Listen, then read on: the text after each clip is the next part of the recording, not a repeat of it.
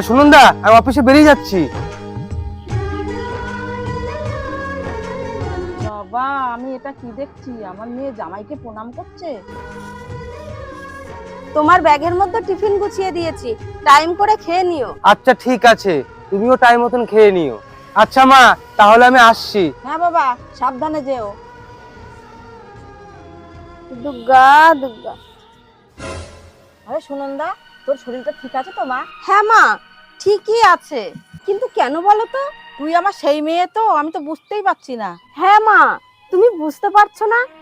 আচ্ছা তোমার কি হয়েছে বলো তো? কিছুই হয়নি, আমি তো তোকে দেখে অবাক হয়ে যাচ্ছি। তোর মনে আছে মা, তুই বিয়ের আগে কেমন ছিলি? তুই ওখানে বেলা 10টার সময় ঘুমের থেকে উঠতিস, আর এখানে সকাল 5টার সময় ঘুমের থেকে উঠছিস। যখন যেখানে ইচ্ছা তখন সেখানেই যেতিস, আর বলতিস আজ এত টাকা দাও, কাল অত টাকা দাও। আমি তখন তোকে তাই দিতাম। তখন সেই পয়সাগুলো দুই হাত দিয়ে খরচ করতে একটুও মায়া লাগতো না। আর আমি যখন টিফিন দিতে তোকে দেরি করতাম, তখন তুই আমাকে কত কথা শোনাতি বলতো। আর এখন সকাল সকাল ছানও করেছিস, ঠাকুরের পুজোও দিয়েছিস, রান্না বাড়া করে জামাইয়ের টিফিনও গুছিয়ে দিচ্ছিস। বলতো মা, তুই কি আমার সেই মেয়ে? হ্যাঁ মা, আমি তোমার সেই মেয়ে। আমার বিয়ের পরে আমার জীবনটা পুরো পাল্টে গেছে। হ্যাঁ রে সুনন্দা, তোর এত পরিবর্তন এলো কোথার থেকে রে?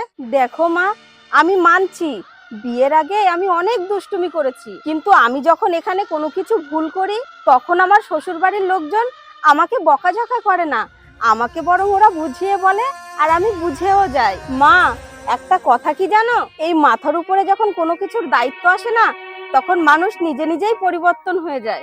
আমি যখন তোমার কাছে ছিলাম তখন আমার মাথার উপরে কোনো দায়িত্ব ছিল না মা, কোনো কিছু না চাইতেই আমি হাতের কাছে সবকিছু পেয়ে গেছি। আর আমার শ্বশুর শাশুড়ি, আমি যেদিন থেকে এই বাড়িতে এসেছি আমাকে ওনারা বলে দিয়েছেন এটা তোমার বাড়ি, তোমার সংসার, সবকিছু তোমাকে বুঝে শুনেই করতে হবে।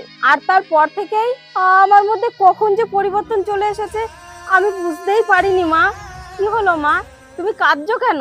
না রে মা, আমি কাঁদছি না, এটা আমার আনন্দের চোখের জল। আজকে আমার মনে হচ্ছে আমার সেই ছোট্ট মেয়েটা আজ কত দায়িত্ববান হয়ে গেছে।